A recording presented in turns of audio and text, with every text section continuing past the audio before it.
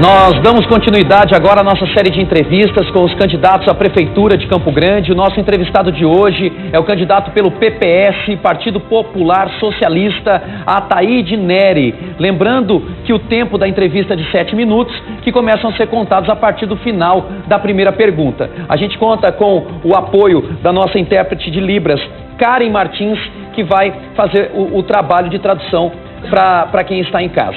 Olha, primeiramente eu agradeço a presença do senhor, né, desejando-lhe bom dia. Ataíde, o seu partido, o PPS, ele foi aliado do governo do Zeca, foi aliado do governo do André e agora está com o governo do Azambuja. Também teve cargos na prefeitura da capital com o Nelsinho, agora tem cargos com o Bernal, ou teve, né? O que aconteceu para lançar a candidatura própria pela primeira vez em Campo Grande? Não, essa não é a primeira vez. Já lançamos o Carmelino Rezende. Eu saí vice-prefeito do Reinaldo na última campanha, tinha saído prefeito e a gente preferiu fazer uma composição para exatamente sair dessa dicotomia PMDB, PT e criar uma terceira via, que foi criada. O Reinaldo virou governador do estado. E na democracia é importante que você teste, que você tenha capacidade de fazer alianças, porque você faz aliança com diferentes. Se não deu certo, você tem possibilidade de começar. E esse momento que o Brasil vive exige que os partidos se apresentem. E é um momento de reflexão. Você veja, hoje o Cunha está sendo cassado, foi cassado uma presidente da República, um senador aqui foi cassado. É necessário, então, que os partidos deixem de ter essa questão da aliança num primeiro turno, como tem 2 turnos, e você possa apresentar as suas propostas. E o PPS tem proposta. A gente percebe que na campanha do senhor, o senhor se apresenta nos postos de saúde, questionando a população, ouvindo as questões da população, né? Nessa corrida eleitoral, o que o senhor pretende fazer, né, para que o caos da saúde, como um primeiro exemplo do que mais precisa ser feito, do que as pessoas pedem, né, o que o senhor pretende fazer de diferente nessa linha? Olha, Tata, não existe milagre. Ninguém vai conseguir resolver todos os problemas. Então, o modelo que está aí está absolutamente destruído. É um modelo personalista, autoritário e centralizador. Nosso modelo tem que ter transparência para combater a corrupção. Você tem que ter eficiência, porque você tem que ter planejamento de curto, médio e longo prazo. E você tem que ter rapidez, ou seja, resolutividade. E a participação da comunidade. Por isso nós vamos criar as prefeituras regionais para você identificar qual é a prioridade por região. Quantas? São 7 prefeituras regionais, porque nós temos 7 regiões a partir do Lagoa, Ianduizinho, Quanto custariam essas prefeituras? Não, isso custaria o tempo do prefeito, pelo menos uma vez por mês, e conversar nessas regiões. Porque você tem as escolas, você tem postos de saúde. Mas seria levantada uma estrutura ou não? Não, não é necessário uma estrutura.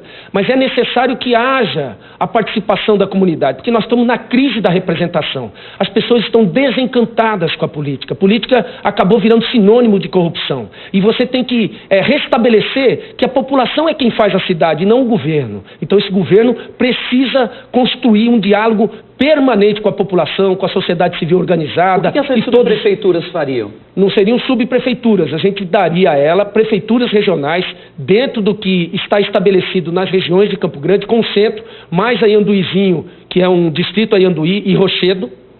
E essas prefeituras estabeleceriam esse critério da divisão desse orçamento. E como seria eleito esse prefeito dessas prefeituras locais? Não, o prefeito estabeleceria um critério de que o cidadão é gestor. Nós temos que criar esta figura de que todos somos prefeitos. Se Campo Grande não for de todo mundo, ela não vai ser de ninguém. Mas alguém coordenaria esse trabalho nas regiões? Não, você já tem conselhos regionais que podem ser aproveitados e ter uma nova dimensão. Você tem presidentes de associações de moradores, você tem o dono do supermercado, você tem a dona de casa, você tem a APM, Associação de Pais e Mestres, você tem então, enfim, já uma organização que precisa ser chamada. Ela sendo chamada, eu não tenho dúvida, nós haveremos de fazer uma prefeitura transparente, eficiente, rápida e principalmente com a participação da população, que é isso que a gente precisa ter hoje. O senhor, sobre a questão do trânsito e dos buracos de Campo Grande, o que o senhor pretende fazer em relação a isso? Essa é a questão da mobilidade urbana, que envolve uma série de encaminhamentos. Nós temos a questão do VLT, né, que a gente considera que veículo leve sob trilhos tem que ser feito um estudo, porque Campo Grande não pode ficar só para os próximos 4 anos. O senhor já tem esse estudo? 40 anos. Não tenho. Nós temos que fazer esse estudo porque nós estamos já com 1 milhão de habitantes e vivendo numa cidade... Mas como candidato já não era para o senhor ter esse plano pronto? Não, eu sou um candidato que apresenta essa proposta e que ela tem que ser vinculada com esse debate.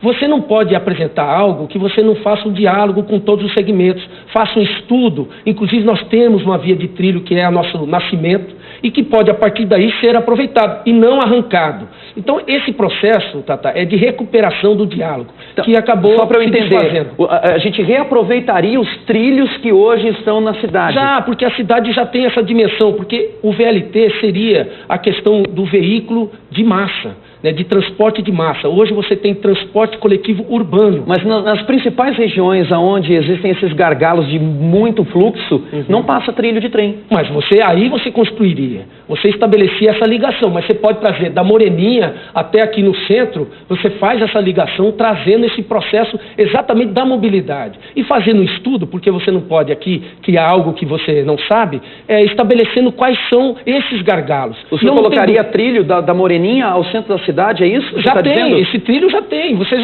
já aproveita esse percurso. Viabilizaria, então, esse processo de implantação desse transporte sobre trilhos da Moreninha para a cidade? Para a cidade, é necessário. Aliás, ela só tem esse acesso por 2 rodovias. A Moreninha acabou sendo isolada. E é esse processo que a gente tem que fazer. Construir toda uma dimensão em que o cidadão possa se sentir também incluído na gestão. Custo disso também o senhor não tem? É muito mais barato que o do metrô. Praticamente 60% mais barato que qualquer outro tipo de encaminhamento. Eu não tenho dúvida que isso poderia dar grande resolutividade à questão do encaminhamento da nossa cidade. A questão dos buracos, o senhor não falou. Isso é uma brigada como você ter bombeiro. Você não precisa fazer licitação. Buraco virou sinônimo de corrupção.